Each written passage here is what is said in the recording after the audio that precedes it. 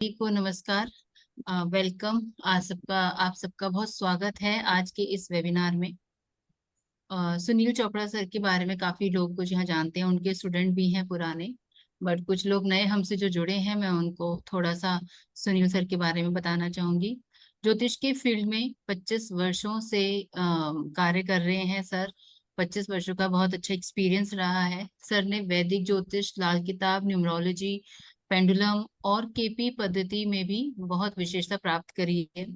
साथ ही वास्तु, हस्तरेखा विज्ञान और टैरो कार्ड, इनका भी बहुत अच्छी नॉलेज है सुनील सर को। चोपड़ा सर ने एमए ज्योतिष यूजीसी यूनिवर्सिटी से करी है। सुनील चोपड़ा सर ने जो अपने ज्योतिष के करियर में और अपनी प्रैक्टिस से कई प्रकार के फलित फॉर्मूला बनाए हैं। मतलब अपने कुछ बनाए हुए सूत्र हैं सर के, अपने एक्सपीरियंस के साथ, अपनी नॉलेज के साथ, जो कि प्रिडिक्शन के नियमों को हम सरल बना सके, इजीली उनको अंडरस्टैंड कर सके। तो सर ने काफी अवार्ड भी जीते हैं। सुनील चोपड़ा सर कई विषयों की कोचिंग भी करते हैं, जैसा कि यहाँ सब लोग जानते हैं, काफी स्टूडेंट हैं यहाँ पर। और उन्होंने 2000 से भी अधिक छात्रों को ज्योतिष सिखाई है, साथ ही समस्याओं के उपाय दिए हैं। सर ने अपनी लाइफ में ज्योतिष में लाल किताब, वैदिक न्यूमरोलॉजी, पेंडुलम पर करीब 8 किताबें लिखी हैं, बुक्स लिखी हैं, जो अमेजोन पर उपलब्ध है।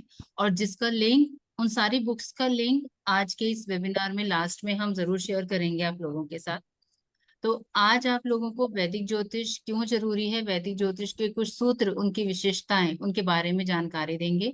सो मैं इनवाइट करती हूँ सुनील सर को। प्लीज सर, आप इस वेबिनार को आगे बढ़ाएं। जी नमस्कार। प्रीति जी, धन्यवाद आपका। आपने जो परिचय दिया मेरा, तो सभी को मेरा नमस्कार। तो ऑफिशियली हम अपना आज वर्कशॉप स्टार्ट करते हैं। तो प्रीति जी ने वैसे तो मेरे बारे में सब बता ही दिया है।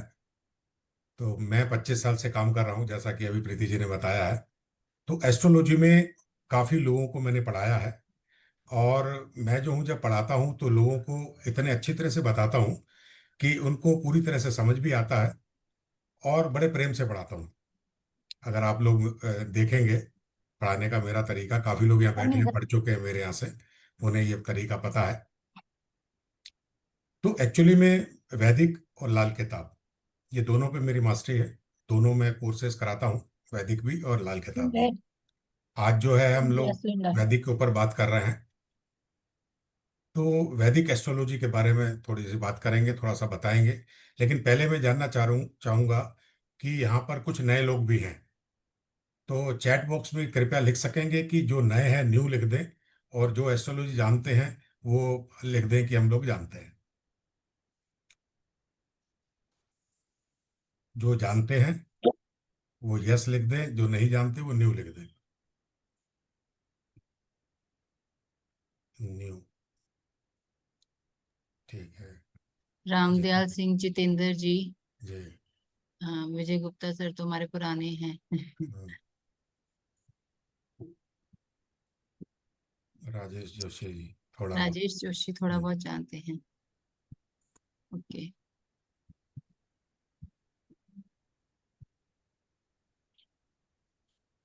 जी। चलो, जो नहीं जानते एस्ट्रोलॉजी उन्होंने लिख हम्म। दिया, बाकी तो सब जानते हैं, मैं देख रहा हूँ। तो आज मैं एस्ट्रोलॉजी के बारे में, थोड़ा सा वैदिक के बारे में आपको बताना चाहूंगा।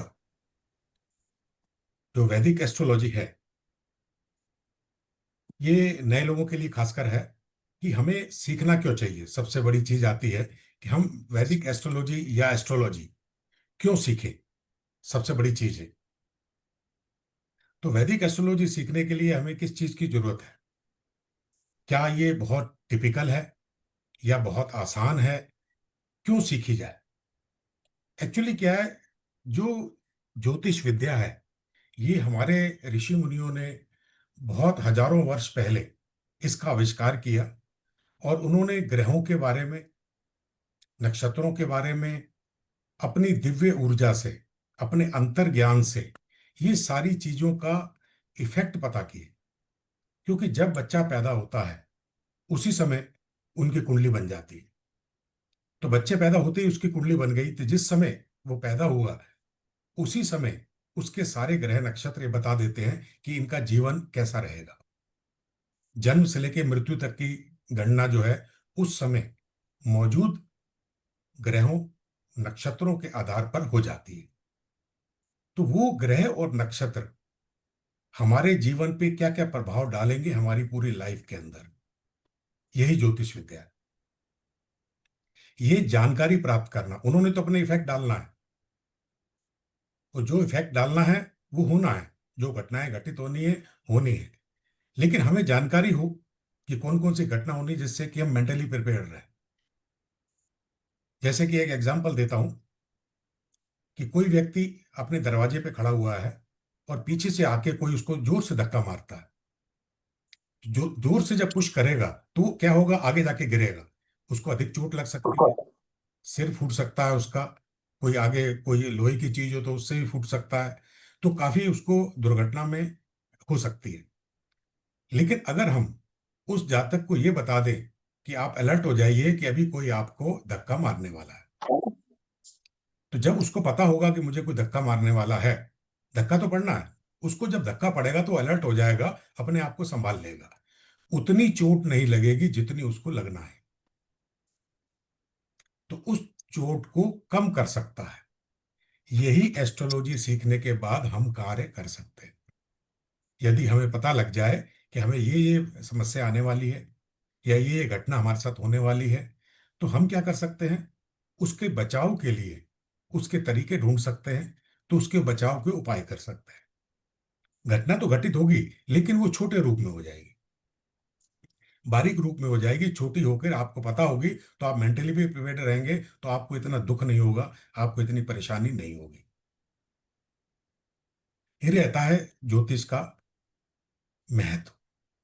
तो इसलिए हमें ज्योतिष की जानकारी सभी को लेना चाहिए। जरूरी नहीं है कि हम प्रोफेशनल इसको विद्या में करें, या हम ज्योतिषी करके और लोगों की कुंडली देख के पैसे अर्न करें, ये भी जरूरी नहीं है। हम ज्योतिष अपने ज्ञान के लिए, ग्रहों की चाल के लिए, नक्षत्रों की क्या चाल है, ग्रह क्या हमारे ऊपर इफेक्ट डालते हैं, कब डालते हैं, हमें जॉब करनी है तो हमारे कुंडली के अंदर किस विषय के लिए योग है तो हम वही करें, हमें पढ़ाई करनी है, शिक्षा लेनी है, तो हम किस सब्जेक्ट को चुनें। ये सारी चीजें हम ज्योतिष का ज्ञान लेकर सीख सकते हैं। और सबसे बड़ी चीज ये होती है कि ये तो चीजें हम सीख जाते हैं, सबसे बड़ी चीज है, आज मैं आपको बताने वाला हूं कुंडली के अंदर लग्न, लग्न के बारे में बताऊंगा। कुंडली के अंदर एक भाव होता है जिसे कहते हैं लग्न।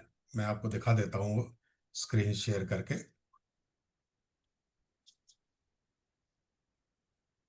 जिससे कि आप लोग जो नए लोग हैं उनको जल्दी समझ में आ जाएगा, जो पुराने हैं वो तो इस बारे में जानते हैं। हमारा आकाश मंडल जो है 360 डिग्री का है, गोलाकार जिसे कहते हैं, गोल चीज कोई भी 360 डिग्री की होती है।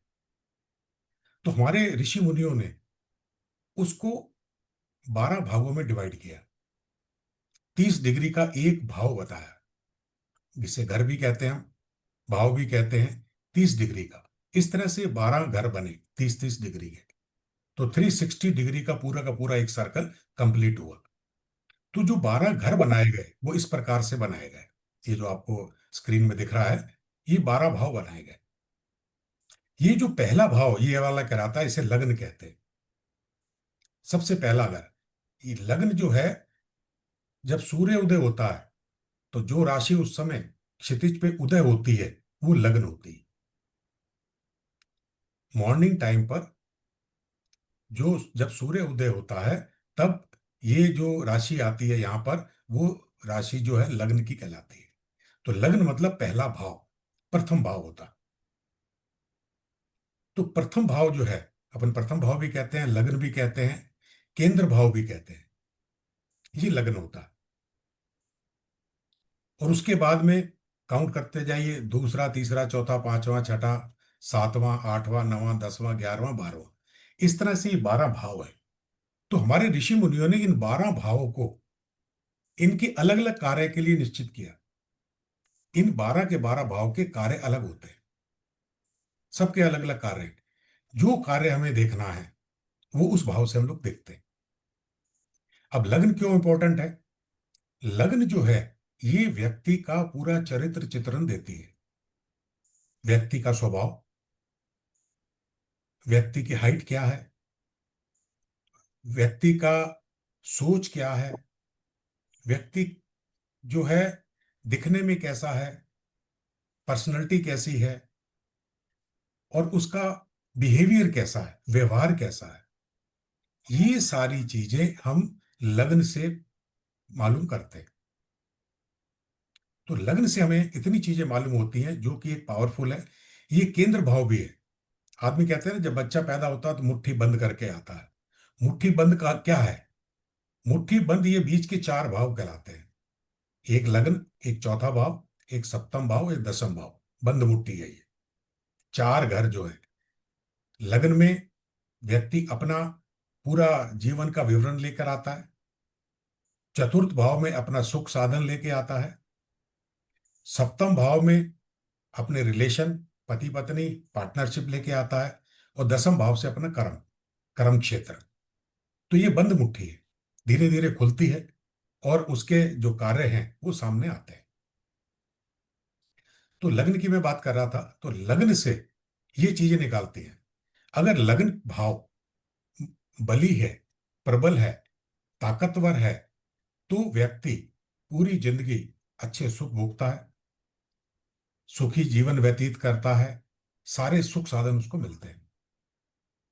यदि लग्न कमजोर हो गया तो उसके सारे कार्यों में कमी आ जाती। और कमजोर होने के बाद में यदि कोई खराब ग्रह आपके इस लग्न में बैठ जाए, मान लीजिए राहु है। राहु को हम पापी ग्रह कहते हैं। तीन चार पापी ग्रह हैं हमारे: राहु, शनि, मंगल और सूर्य। मान लीजिए इसमें आपका यहां राहु बैठ गया, तो राहु बैठने से आपके विचार खराब हो जाएंगे। आपको इतनी समस्याएं आएंगी कि आप अधिक सोचेंगे, चिंता अधिक करेंगे, आपके कार्यों में बाधाएं आएंगी, हर्डल्स आएंगे। आपके कार्य आराम से नहीं होंगे, इजीली नहीं होंगे। लेकिन खासियत भी होती है हर ग्रह के अंदर। ऐसा जातक इंटेलिजेंट होता है, मल्टी टैलेंटेड होता है, टैलेंट बहुत अच्छा होता है, कई प्रकार का ज्ञान होता है उसे, कई सब्जेक्ट के बारे में जानकारी होती है उसे। तो ये सब चीजें होने से फायदे भी हैं, और नुकसान ये है कि उनके जो कार्य होते हैं वो थोड़ा मुश्किल से होते हैं, बड़ी मेहनत करनी पड़ती है, तब जाके उनके कार्य होते हैं, अगर लग्न के अंदर राहु बैठा हुआ है तो। इसी प्रकार से अगर लग्न के अंदर ये जो पहला घर है इसमें सूर्य बैठ जाए, सूर्य यहां बैठ जाए, बहुत अच्छा है। ऐसा जातक उच्च पद प्राप्त करता है, गवर्नमेंट सर्विस मिलती है, राजा के समान होता है। राजा का तख्त कहा है इसे। अगर लग्न के अंदर सूर्य बैठता है तो राजा का तख्त बन जाता है। राजा मतलब हर चीज की सुख सुविधा, कोई भी चीज की उसको कमी नहीं होती है। नेतृत्व करने वाला, लीड करने वाला, लीडरशिप करने वाला, ये सारी चीजों का वो स्वामी होता है। एक राजा के समान इसको कह सकते हैं, अगर सूर्य पावरफुल है और यहां बैठा है। अब समस्याएं कहाँ आ जाती हैं कभी कभी। आपके लगन में सूर्य तो बैठ गया, साथ में क्या हुआ, राहु बैठ गया। अब क्या हुआ, ये सूर्य और राहु का युति हो गई। सूर्य और राहु की युति हो गई। जब सूर्य और राहु की युति होती है तो सूर्य ग्रहण हो जाता है। इस जातक का सूर्य यहां बैठा था तो बहुत अच्छा था, अच्छे फल देता। लेकिन अगर राहु बैठ गया इसके साथ में तो क्या हुआ, सूर्य पीड़ित हो गए। जब सूर्य पीड़ित हो गया तो सूर्य के फल मिलना खराब हो गए। तो सूर्य के फल खराब नहीं होंगे क्योंकि यह सूर्य ग्रहण लग गया। इसे हम पितृ दोष भी कहते हैं। जब कुंडली के अंदर पितृ दोष देखा जाता है तो सूर्य और राहु की जब युति हो जाए या दृष्टि से संबंध हो जाए। दृष्टि से संबंध कैसे? यदि सूर्य बैठा हुआ है आपका लगन में और राहु आपका सप्तम भाव में बैठ गया यहाँ, तो इसकी जो है सीधी दृष्टि सूर्य पर जाएगी, ये भी सूर्य ग्रहण कहलाएगा। तो इस तरह से सूर्य राहु का कंपोजिशन जब बनता है, तब सूर्य पीड़ित हो जाता है। सूर्य के फल हमें नहीं मिलते।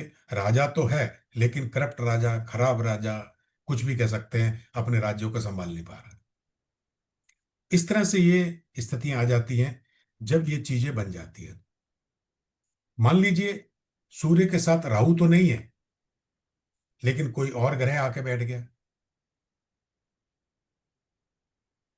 सूर्य के साथ में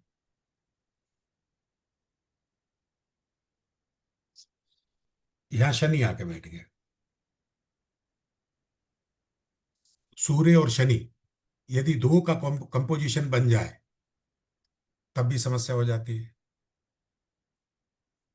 यहां सूर्य बैठा है और साथ में कौन आया? शनि। सूर्य शनि जो है पिता पुत्र है। शनि जो है सूर्य का पुत्र है। इनकी आपस में बिल्कुल नहीं बनती है, इनकी आपस में दुश्मनी है। यहां भी सूर्य खराब होता है, शनि पीड़ित नहीं होता, क्योंकि पिता है वो। पिता पीड़ित हो जाता है, पिता पुत्र को पीड़ित नहीं करता है। तो सूर्य और शनि जब ये दो ग्रह लग्न के अंदर बैठते हैं, तो उस समय सूर्य पीड़ित हो जाता है, फिर सूर्य के फल खराब हो जाते हैं। तो इस तरह से ये चीजें हैं। मैंने आपको कॉम्बिनेशन बताए। इस तरह से बहुत सारे कॉम्बिनेशंस आते हैं जो लग्न के अंदर बनते हैं, और अच्छे वाली चीजें खराब भी हो जाती हैं यदि यहाँ शुभ ग्रह बैठते हैं। शुभ ग्रह कौन कौन से हैं? चंद्रमा, शुक्र है, गुरु है, ये हमारे शुभ ग्रह हैं।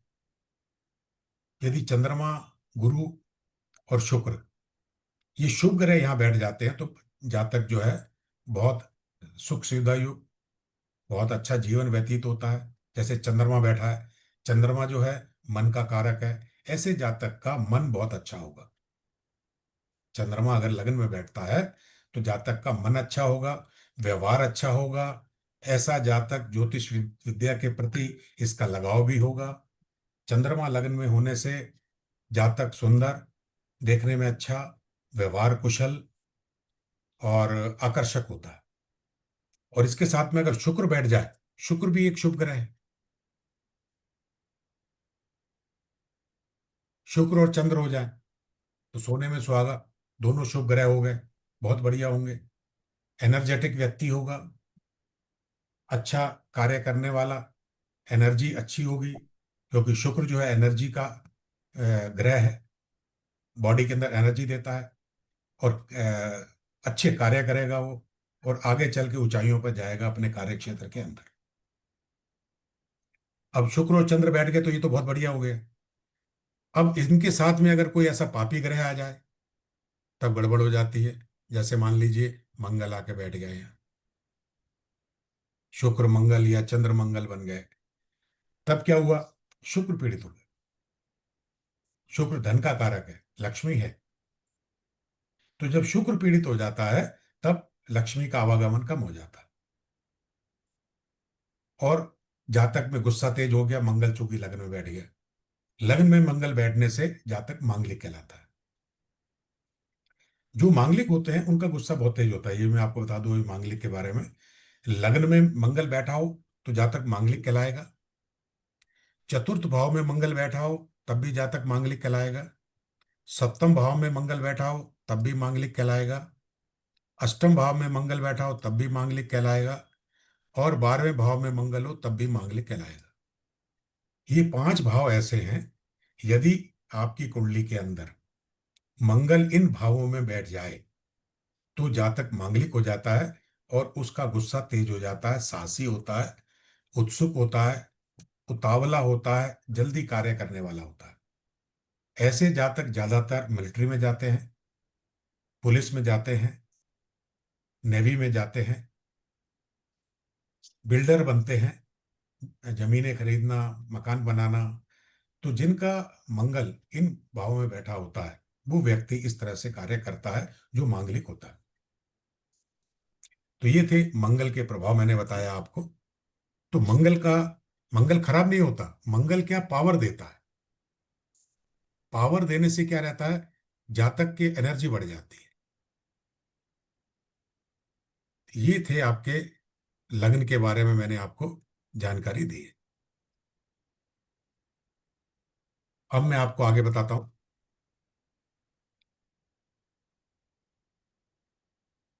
लग्न से आगे। जैसे ये देखिए, ये कुंडली है, वैसे ही जो अभी आपने देखी थी। ये बेसिक ही बता रहा हूं मैं, बिल्कुल बेस की चीजें नए लोगों के लिए। जो नए लोग हैं जिनको एस्ट्रोलॉजी नहीं आती, जिनको आती है उनकी तो कोई बात नहीं, उनके लिए रिवीजन हो जाएगा।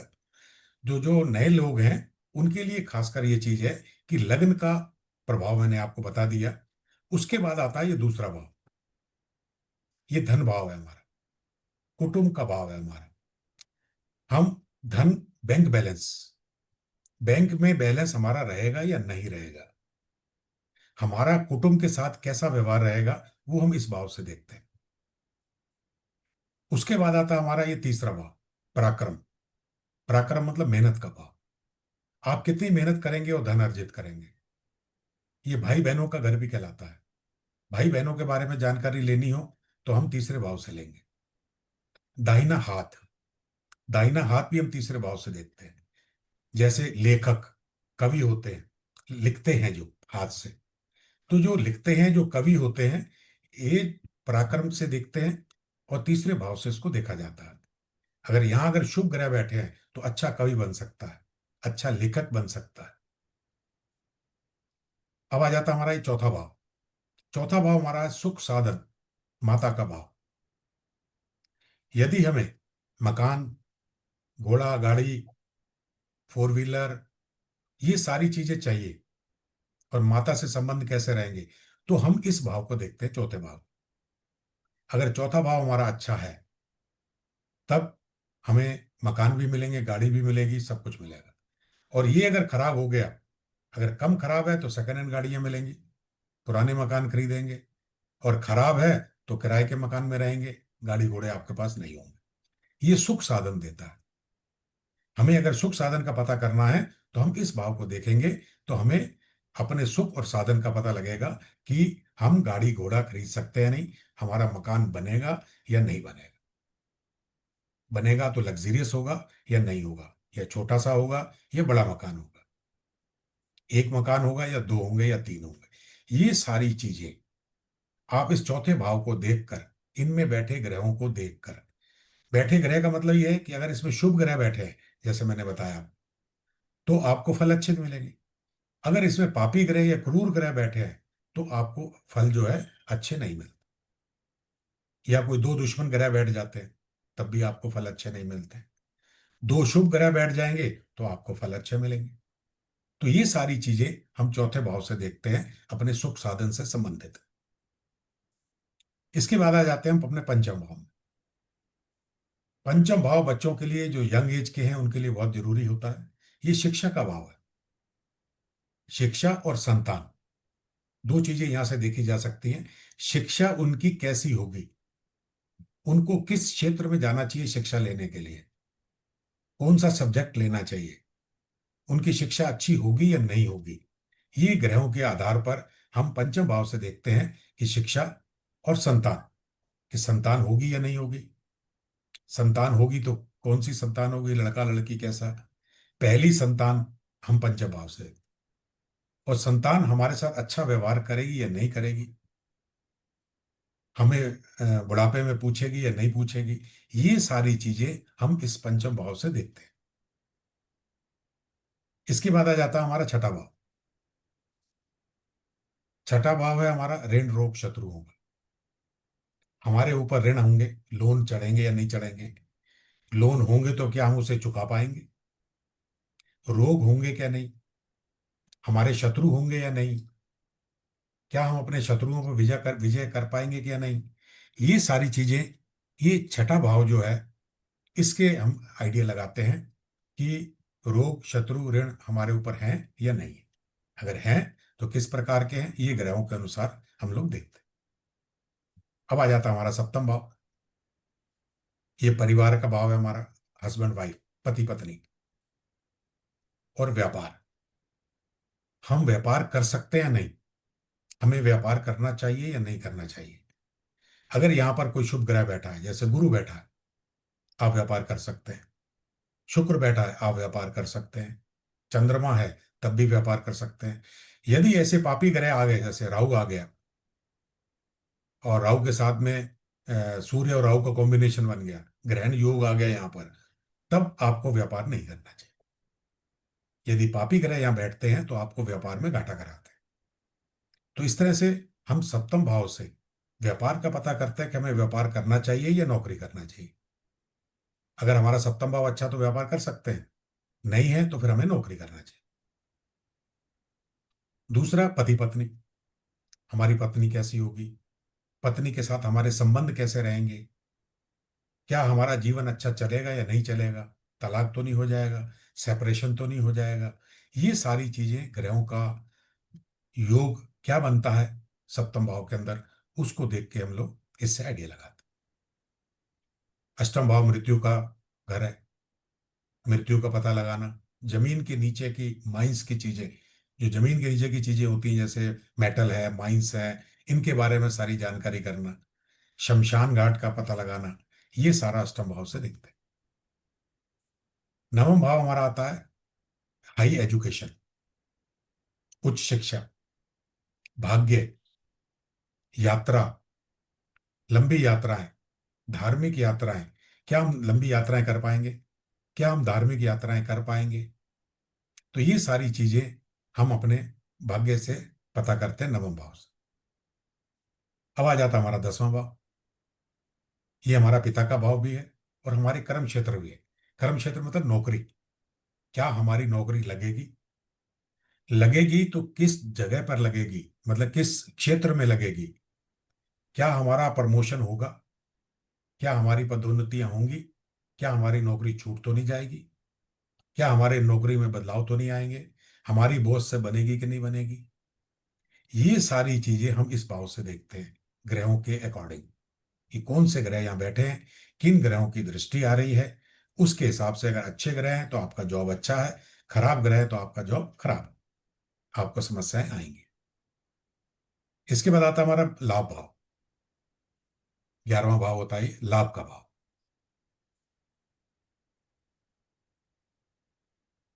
ये हमारी लाभ है, इनकम, सोर्स ऑफ इनकम। क्या हमारे 2 या 3 सोर्स ऑफ इनकम होंगे, क्या हमें अधिक लाभ मिलेगा।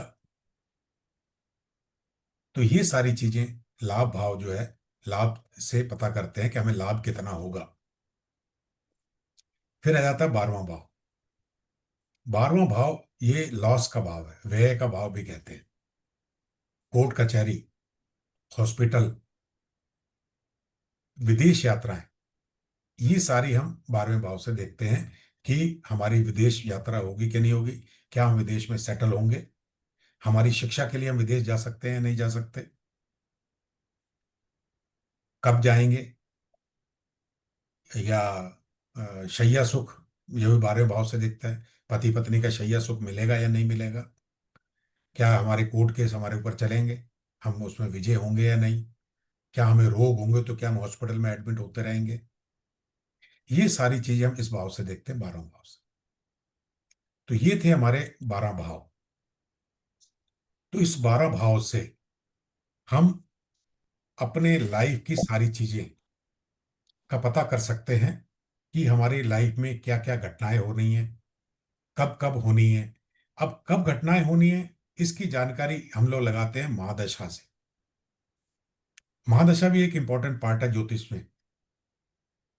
सारे ग्रह तो बैठे रहते हैं, ये नहीं कि अगर हमारे कोई ग्रह किसी भाव में बैठे हैं तो वो हमेशा ही हमें परेशान करेंगे, नहीं। वो कब परेशान करेंगे या कब फायदा देंगे, ये हम कैसे जानेंगे। ये हम जानेंगे अपनी महादशा, अंतर्दशा, प्रत्यांतर दशा, सूक्ष्म दशा। ये हमारी जब महादशा आती है, हम लोग विषुवंतरी महादशा देखते हैं। तो महादशा के हिसाब से जिस ग्रह की महादशा आती है, वो ग्रह हमारी कुंडली के अंदर एक्टिवेट हो जाता है। जब वो ग्रह एक्टिवेट हो जाता है तो वो कैसा बैठा है, अच्छा या बुरा, उसी प्रकार के वो हमें फल देने लगता है। हमें जो फल मिलते हैं, हमेशा बुरे या अच्छे फल नहीं मिलते। हमें कभी अच्छे भी मिलेंगे, बुरे भी मिलेंगे, क्योंकि कोई ग्रह अच्छे हैं हमारे, कोई ग्रह खराब है। तो ये सब जानकारियां कैसे पता लगेंगी? महादशा से। महादशा कैसे देखेंगे? महादशा कैसे देखते हैं? जब बालक पैदा होता है, उसका जब जो चंद्र राशि होती है, चंद्रमा जिस राशि में बैठा है और चंद्रमा जिस नक्षत्र में है, उस नक्षत्र का स्वामी से महादशा प्रारंभ होती है। पहली महादशा उसकी जब जातक पैदा होता है, चंद्रमा के नक्षत्र के स्वामी, मतलब चंद्रमा किस नक्षत्र में है, उसका स्वामी कौन है, उसका भोग्य काल काटकर वो महादशा उस ग्रह की प्रारंभ होती है। पहली महादशा वही होती है। उसी के हिसाब से पूरे सीक्वेंस से आपकी महादशा चलती है। हर महादशा के अंदर अंतर्दशा आती है। हर अंतर्दशा के अंदर हर ग्रह की प्रत्यांतर दशा आती है। और हर प्रत्यांतर दशा के बाद आपकी सूक्ष्म दशा आती है। इस तरह से ये सेटअप चलता है। अब हम देखते हैं कि महादशा तो लंबी होती है, अंतर्दशा उससे कम पीरियड की होती है, प्रत्यांतर दशा और कम पीरियड की होती है। अब वो जो ग्रहों की दशाएं और अंतर्दशा प्रत्यांतर दशा जब आती हैं, उसी के हिसाब से हमारे कुंडली के अंदर हमारे ग्रह एक्टिवेट होते हैं और हमें फल मिलते हैं। तो कहने का मतलब यह है कि कुंडली के अंदर हमें ग्रहों के फल तभी मिलते हैं, मतलब जिस भाव में वो ग्रह बैठा उस भाव के फल तभी मिलते हैं जब उसकी दशा अंतर्दशा या प्रत्यांतर दशा आती है। तब तक उसके फल नहीं मिलेंगे हमें, जब तक कि उसकी दशा अंतर्दशा नहीं आएगी। तो ये रहता है हमारा दशाओं का खेल। इसीलिए कुंडली में सारे ग्रह हमेशा एक कार्य नहीं करते हैं। कार्य तभी करते हैं जब जो है हमारी दशाएं आती हैं, दशा के बाद ही वो हमें डिटेल मिलती है। अब मैं आपको थोड़े से बता देता हूं, आजकल जो ज्यादातर टॉपिक चलता है, प्रेम, प्रेम के बारे में, प्रेम विवाह। आजकल आपने ज्यादातर देखा होगा, प्रेम विवाह होते हैं, ब्रेकअप होते हैं, रिलेशनशिप होती हैं, टूट जाते हैं, विवाह होता है, आपस में बनती नहीं है और तलाक हो जाते हैं। कौन से ऐसे ग्रह हैं जो ये काम करवाते हैं? इसके लिए हम क्या देखते हैं? सबसे पहले हम जब प्रेम की बात करते हैं, कोई सबसे पहले लव लव अफेयर होते हैं। जब हम प्रेम की बात करते हैं तो प्रेम हम पंचम भाव से देखते हैं। पांचवा भाव हमारा प्रेम का भाव है। वहां तो हमारा अफेयर चलता है। मान लीजिए कोई अच्छा ग्रह बैठा है, शुक्र बैठा है, ठीक है, चंद्रमा बैठा है, रोमांस कराएगा, पंचम भाव में प्रेम कराएगा। जब हम प्रेम को शादी में कन्वर्ट करते हैं, प्रेम करने के बाद में शादी करने की कोशिश करते हैं, अब हमें उस समय सप्तम भाव भी देखना चाहिए, क्या हमारा सप्तम भाव है। क्योंकि शादी करते ही आप सप्तम भाव में पहुंच जाते हैं। प्रेम करने वाला जोड़े पंचम भाव से सप्तम भाव में पहुंच जाते हैं। पंचम भाव तो अच्छा था, प्रेम अच्छा था, सब कुछ अच्छा था। जैसे ही शादी हुई पता चला कि लड़ाई झगड़े शुरू हो गए। उन्हें सब इतने दिन इतने सालों प्रेम रहा हमारा, तब कोई दिक्कत नहीं थी। लेकिन शादी करने के बाद ही सब समस्याएं शुरू हो गई। क्यों? क्यों? पंचम भाव तो अच्छा था, प्रेम वाला भाव, लेकिन जैसे ही शादी की तो पति पत्नी का भाव है सप्तम। सप्तम भाव में मान लीजिए पापी ग्रह बैठे हैं, तो वो तलाक कराएंगे, सेपरेशन कराएंगे। वहां आके ये दिक्कतें आती हैं। इसलिए प्रेम करने वालों को पंचम भाव के साथ में सप्तम भाव भी कुंडली का देखना चाहिए कि सप्तम भाव भी अच्छा है कि नहीं है। पंचम सप्तम का संबंध जब आपस में बनता है, दोनों भाव अच्छे होते हैं, तो प्रेम भी होता है, प्रेम विवाह भी होता है और चलता भी। अगर पंचम भाव का स्वामी सप्तम में बैठ जाए, सप्तम का स्वामी पंचम में बैठ जाए, आपस में इनका संबंध हो जाए, शुभ ग्रह हो, तो ऐसे जातक का प्रेम भी होगा, प्रेम विवाह भी होगा और प्रेम शादी भी चलेगी। और कहीं पंचम भाव अच्छा है, प्रेम करने लायक है, सप्तम भाव में मंगल राहु शनि ये बैठ जाएं, तलाक हो जाएगा। ये तीन ग्रह जिसके सप्तम भाव में बैठ गए या उनकी दृष्टि आ गई, मंगल, शनि, राहु, तो ऐसे जातक का तलाक या सेपरेशन हो जाता है। तो ये है प्रेम के घर हमारे, पंचम और सप्तम। तो जीवन साथी के साथ में जो विवाह वाली प्रॉब्लम आती है, विवाह डिले भी होते हैं लोगों के, ना प्रेम हो रहा है ना विवाह भी नहीं हो रहा है। अब उसका कार्य होता है शनि। सप्तम भाव में शनि राशि पंचम भाव में 10 है या 11 है, शनि की राशि पंचम भाव की, और शनि बैठा है सप्तम भाव में, विवाह लेट होगा। लग्न में शनि आ गया तब भी विवाह लेट होगा, क्योंकि लग्न से भी शनि जो है सप्तम भाव को देखता है, सामने से सप्तम भाव को देखेगा, विवाह में देरी कराएगा। क्योंकि शनि जो है बहुत स्लो चाल से चलता है। शनि एक भाव के अंदर 2.5 साल तक रहता है, तो उसकी चाल बड़ी स्लो है। 2.5 साल में 30 डिग्री चलता है। बाकी सारे ग्रह बड़े फास्ट चलते हैं। जैसे चंद्रमा तो 2.25 दिन में ही एक घर बदल देता है, इतना फास्ट है। मंगल है 45 डेज में घर बदलता है, 30 डिग्री चलता है। सूर्य है 30 डेज में चलता है, 30 दिन में घर बदलता है। 1 डिग्री 1 दिन में चलता है, 30 दिन के बाद वो दूसरे भाव में आता है। बुध है 28 दिन में ही घर बदल देता है, ये भी फास्ट है। गुरु है, ये थोड़ा लंबा है, 12-13 महीने ले लेता है, साल भर कम से कम। राहु है, ये 18 महीने लेता है। और शनि जो है वो 2.5 साल लेता है। तो शनि जो है सबसे खतरनाक प्लेनेट है, जो कि काफी समय लेता है, बड़ा स्लो कार्य करता है। और इसे न्याय का देवता भी कहा गया है, दंडाधिकारी कहा गया है। ये आपके कर्मों के फल भी देता है। अगर आपके फल कर्म अच्छे हैं तो आपको कभी शनि परेशान नहीं करेगा। चाहे आपके साढ़े साथी आ जाए या आपका ढैया आ जाए, तब भी आपको परेशान नहीं करेगा। और अगर आपके कर्म अच्छे नहीं हैं तो आपको दंड देगा।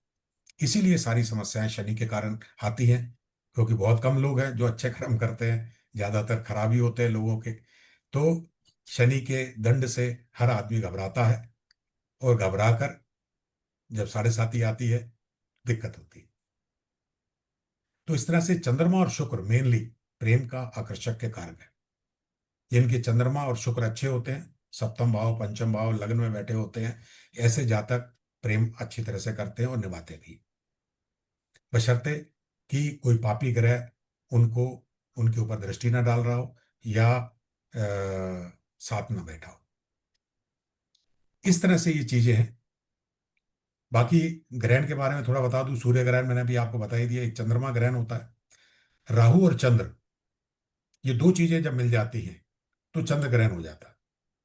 चंद्रमा और राहु, तब चंद्र ग्रहण बनता है। सूर्य के साथ जब मिलता है तो सूर्य ग्रहण बनता है।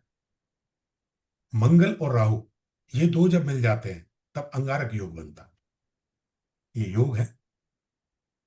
गुरु और राहु, ये दो साथ बैठ जाए, चंडाल योग बनता है। तो इस तरह से ये योग है। तो उन योगों से भी, और दो विवाह योग भी होते हैं, सूर्य शुक्र चौथे भाव में बैठ जाएं, मंगल शुक्र, ये कॉम्बिनेशन हो। मंगल शुक्र अगर कुंडली में बैठे हैं या सूर्य शुक्र बैठे हैं, ये दो विवाह योग बनाते हैं। आपका एक विवाह टूटेगा, चाहे वो आपका अफेयर क्यों ना हो, ब्रेकअप होगा। दूसरा विवाह होगा, वो सक्सेस होगा। तो दो विवाह योग के कारक हैं ये, सूर्य शुक्र और मंगल शुक्र, ये जब बनते हैं। फिर इनके उपाय भी आते हैं। जब ऐसी स्थितियां हम लोग देखते हैं तो इनके उपाय भी बहुत सारे होते हैं।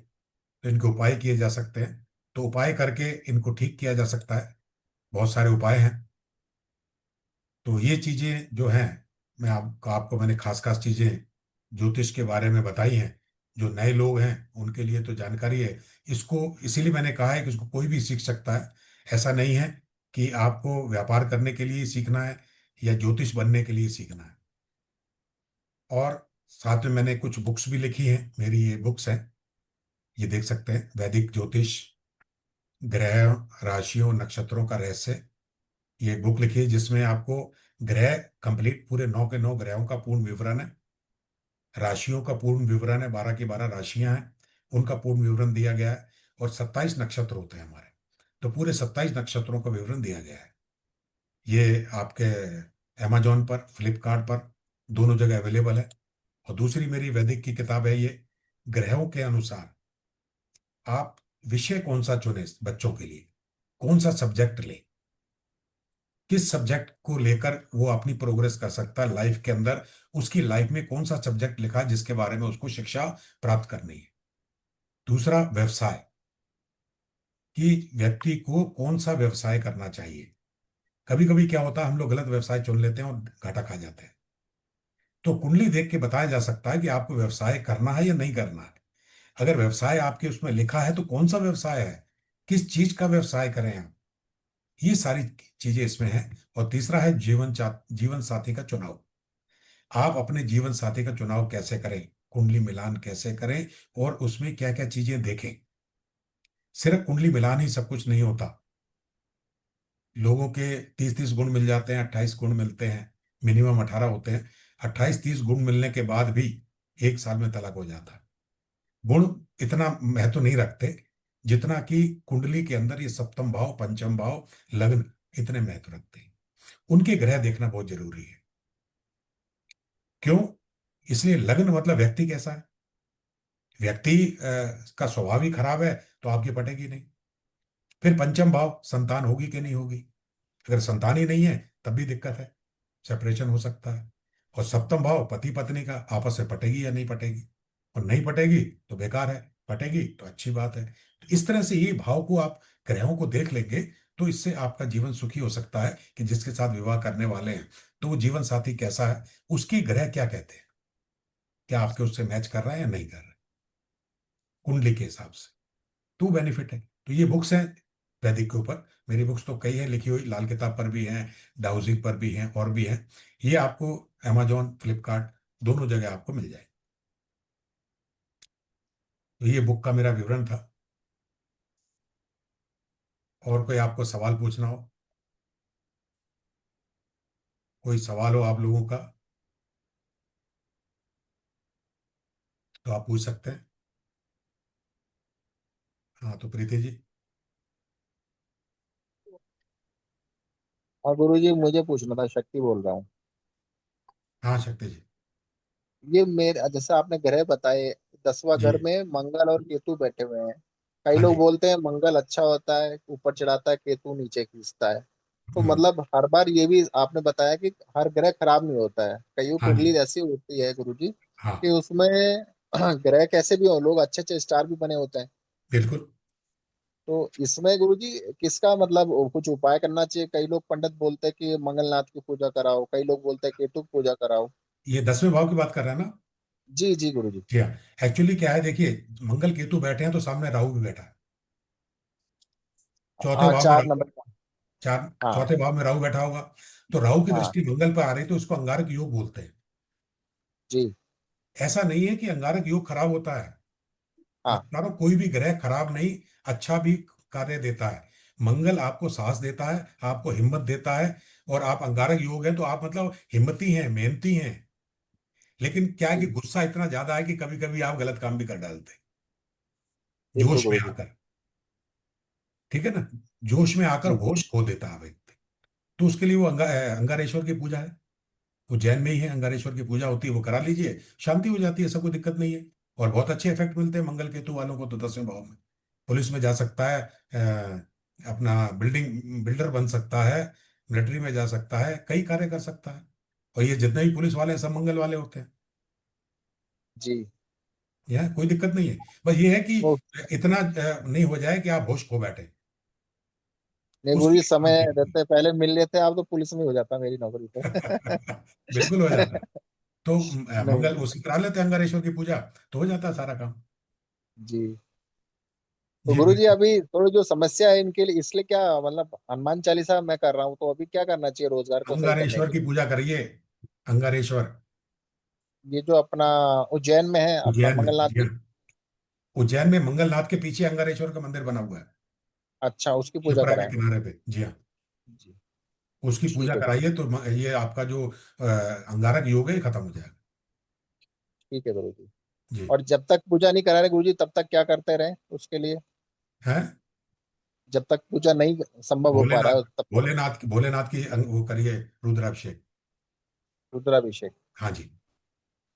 शिव जी का ठीक है गुरु। रुद्राभिषेक, क्योंकि राहु उन्हीं के गले में है। ठीक है गुरु जी। और मंगल के रुद्रावतार है शिव। जी। मंगल राहु दोनों उन्हीं के पास है। ठीक है। ठीक है गुरु जी। ओके। तो वो स्मिता जी, चीजें गुरु हम देख के सारी कंसल्टेशन भी ले सकते हैं सर से। सिचुएशन देखनी पड़ती है।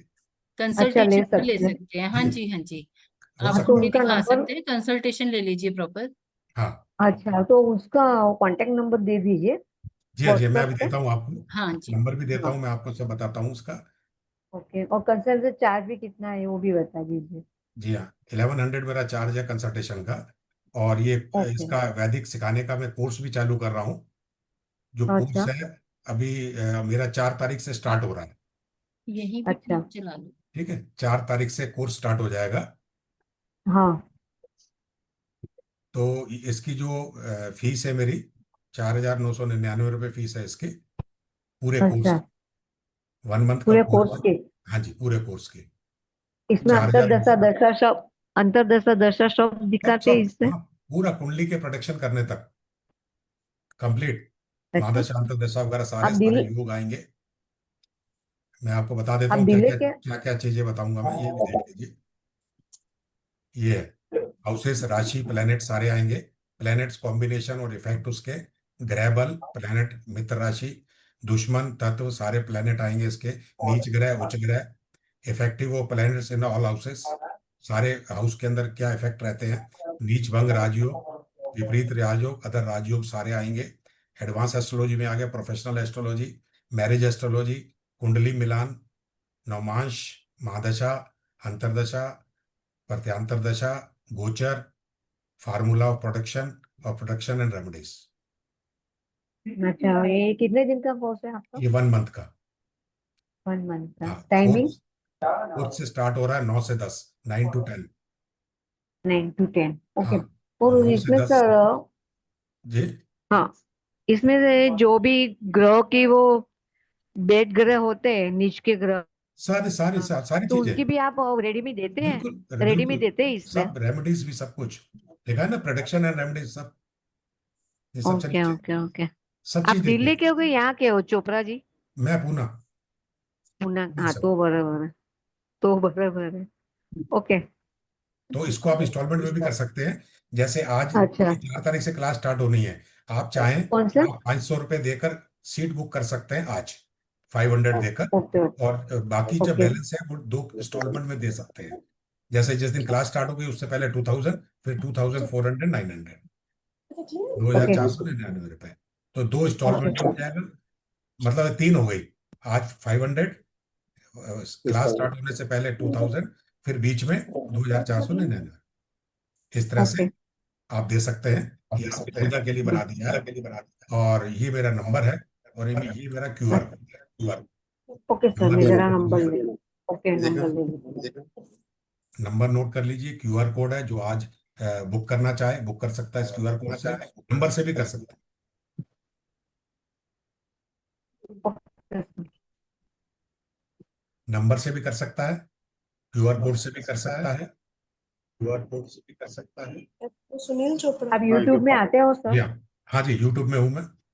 एस्ट्रो सुनील चोपड़ा के नाम से मेरा यूट्यूब चैनल है। अच्छा। इन्होंने वो बता दी ना। अगली फिर करेंगे ना, एक बार 500 दे करो। बहुत अच्छा मौका मिल रहा है आपको ये कोर्स सीखने का। कोर्स हाँ, भी सीखिए, और जब तक एक कोर्स सीख रहे हैं तब तक आप एक एक कंसल्टेशन भी ले सकते हैं सर से। तो कंसल्टेशन के लिए भी यही नंबर है, सेम नंबर। किसने भेजा है अभी? अमरलाल सोनी जी, हाँ उन्होंने भेजा हाँ है। जी, अमरलाल जी सोनी। हाँ जी। अच्छा, अमरलाल जी, ठीक है, ये नंबर है, ये है। और आज एक ऑफर भी मैं आपको दे रहा हूँ। बोलिए। एक एक ऑफर है, बहुत बढ़िया बोनस ऑफर आपको। रिकॉर्डिंग आपको मिलेगी, जो मैं पढ़ाऊंगा 5 साल तक आप उस रिकॉर्डिंग को रख सकते हैं। ओके 2 पेपर बुक्स, ये जो भी मैंने आपको बुक्स बताई हैं वैदिक एस्ट्रोलॉजी की, वो दोनों बुकें मैं आपको फ्री में देने वाला हूँ, जिसकी कीमत 900 रुपीज है, दोनों बुकों की, विद कोरियर चार्जेस आपके घर पे पहुंचेगी। कोरियर चार्जेस मैं दूंगा, और ये 2 बुक आपको मिलेंगी, ये फ्री ऑफ कॉस्ट है, जिसकी आज बुकिंग हो जाएगी। ओके दोनों बुकें ये है, मैं आपको दिखा देता हूँ। एक ये है वैदिक ज्योतिष, ग्रहों, राशियों, नक्षत्रों का रहस्य, इसकी कीमत है 499 रुपये। और दूसरी बुक है ये, इसकी 399 है, ग्रहों के अनुसार विषय, व्यवसाय, जीवन साथी चुने।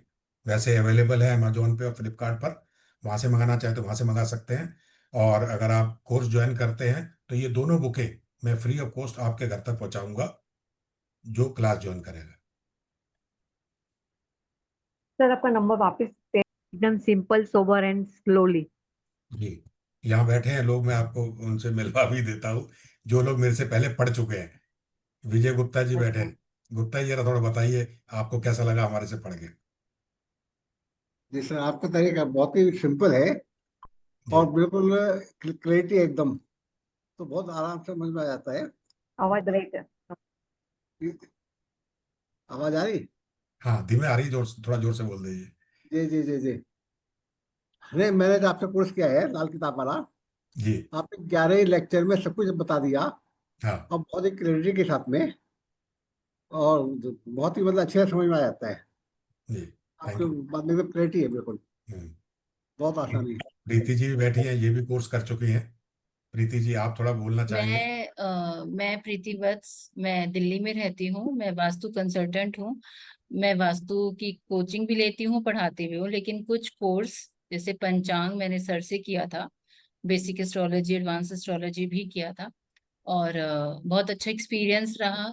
जैसे हम काफी जगह से हम भी सीखते हैं, पढ़ते हैं, हम भी बहुत लोगों के कांटेक्ट में आते हैं। तो कुछ होता है एक बहुत ज्यादा वैसे बताना कि बताए जा रहे लेकिन एक सीक्वेंस नहीं है सर के साथ, टू द पॉइंट, जो एक इम्पोर्टेंट सूत्र होते हैं, सूत्रों के साथ, सीक्वेंस के साथ मैंने सीखी कुछ चीजें, जो कि मतलब मुझे भी बहुत फायदा हुआ, क्योंकि मैं भी पढ़ाती हूँ, मैं भी वास्तु कराती हूँ, तो उसमें पंचांग का भी एक पार्ट होता है जो हम सिखाते हैं। तो मैंने पंचांग 2-3 जगह से किया, लेकिन जब सर ने जो पंचांग का कोर्स कराया था वो भी बहुत अच्छा रहा था कोर्स। और मतलब एक होता है कि लिमिटेड क्लास भले ही थी, लेकिन उसमें सारा कुछ नॉलेज थी, सारे पॉइंट्स थे। आप अपने आप पंचांग मुहूर्त अपने आप निकाल सकते हैं। आपको इतना मतलब सिखा देते हैं, तैयार कर देते हैं सर कि आप अपने आप से मुहूर्त सारे निकाल सकते हैं। और यहाँ आपको ये मौका मिल रहा है कोर्स सीखने का, बहुत अच्छा कोर्स, और बहुत रीजनेबल मैं बोलूंगी, बहुत अच्छे उसमें सर दे रहे हैं ऑफर के साथ, जरूर सीखिए। कोई ज़्यादा नहीं है, बहुत कम चार्जेस हैं ये। हाँ, वही तो। क्योंकि 1,000 की मैं बुक्स ही दे रहा हूँ, 5 की जगह भी 4,000 हो रहा है। हम्म। 4,000 एक महीने में एस्ट्रोलॉजी का ज्ञान लेना कोई ज़्यादा नहीं है। हाँ, डेट ऑफ लेकिन टाइम निकाल देते हैं। डेट ऑफ हाँ, बर्थ की जरूरत नहीं है अगर पामिस्ट्री अच्छी है। सर हाथ देख करके भी कुछ कुछ ऐसे आपके ईयर बता सकते हैं कि इस ईयर में ये हुआ होगा, साल तक बता देते हैं चोपड़ा सर। तो वहां पे फिर डेट ऑफ बर्थ निकालने की जरूरत ही, रिक्वायरमेंट ही नहीं पड़ती है, जब हाथ पामिस्ट्री देख भी क्या है, करके ही सब कुछ आ जाता है सामने। पामिस्ट्री भी करता हूँ मैं। हाँ। हाँ, हाँ। पॉमिस्ट्री का भी कोर्स कराते हैं। हाँ जी, पामिस्ट्री का भी कराता हूँ, अभी बैच स्टार्ट नहीं किया। उसके लिए फिर अलग से वेबिनार करेंगे। आज तो वैदिक का कर रहा हूँ, वैदिक का कोर, हाँ, फिर इसके बाद लाल चलो किताब का मैं करने वाला हूँ नेक्स्ट मंथ। फिर आगे पामिस्ट्री का करेंगे। पंचांग, चलो पॉमिस्ट्री लाल का किताब, करोगे ये तो मैं सारी नोट चीजें कर लूँ। कराता हूँ। हाँ। हाँ, चलो पॉमिस्ट्री करेंगे आपसे। हाँ, बिल्कुल आपका करेंगे। ओवरऑल बहुत अच्छा लगा, आप बहुत अच्छे पोलाइटली बता देते हो सब, ये बहुत जी, अच्छा लगा। Thank you. क्लियर क्लियर कर देते हो ना बहुत। हाँ जी, तो ये नंबर है, आप लोग नंबर नोट कर लीजिए। आप हाँ, कांटेक्ट कर मैंने। सकते हैं मेरे से। कभी भी आपका ठीक आज है। मूड नहीं हो, कल बन जाए, परसों बन जाए, 4 तारीख को मेरा स्टार्ट होगा बैच। चलो मेरा एक आप। गुरुजी पर्सनल क्वेश्चन लग जाता है। देखो मैं 15 सालों से वैदिक तो कर रहा हूँ, वैदिक तो मैंने 10-11 में कर लिया था, जी। बहुत पुराना किया हुआ है। मैं बैंकर हूँ एक्चुअली, रिटायर्ड। हम्म। तो लाल किताब भी करता हूँ, अब न्यूमरोलॉजी भी कर लिया। हम्म। तो नारी जैसे आ जाता है तो मेरे से एक क्वेश्चन, मैं कम से कम 10-20 हजार कुंडलियां तो देख चुका हूँ, इससे हम्म। ज्यादा भी देख ली होंगी। जी। पर मेरे वो ये होता है कि मन ही नहीं आती। आज भी मैंने कम से कम 5-6 कुंडलियां आज भी कंसल्टेशन किया है, पर मन ही नहीं आती। मेरे सारे नोन आ जाते हैं, क्या करें। दूसरा भाव देखो अपना, हैं? Second house. सेकंड हाउस क्या कहता है आपका? सेकंड हाउस देख लेता हूँ सर भी, हाँ, मन वहां ही नहीं दिक्कत किसी आ से ले पाता, ये वहां बड़ी दिक्कत आ मुझे रही है, रहता बैलेंस नहीं बन रहा, बैंक है। बैलेंस नहीं बन रहा आपका। दूसरे भाव को अच्छा कर लीजिए, आपका बैंक बैलेंस आ जाएगा, दूसरा और 11वां। चलो, दूसरे में राहु बैठे हैं ना, ये बात है, बस आ दो में गया ना, राहु आ गया ना राहु। और अष्टम में केतु है। राहु आ गया ना, दूसरा भाव, वही तो मैंने कहा, कोई प्रॉब्लम दूसरे होगी। भाव में राहु है। तो राहु बैठा है तो राहु आपको पैसा देने नहीं देगा, राहु का उपाय कर लो। राहु शांत करो। राहु को कैसे शांत करें, यही लाल सोच किताब आपने करी, मतलब आपको राहु पता को ही तो है। मैंने देखो सारे बाथरूम मेरे क्लीन रहते हैं, जौ, मैंने बाथरूम जौ में लेकर भी दूध में जौ है धोकर जल प्रवाह कीजिए, लाल किताब का उपाय। शनिवार वाले दिन। तो फिर नहीं माना जाएगा।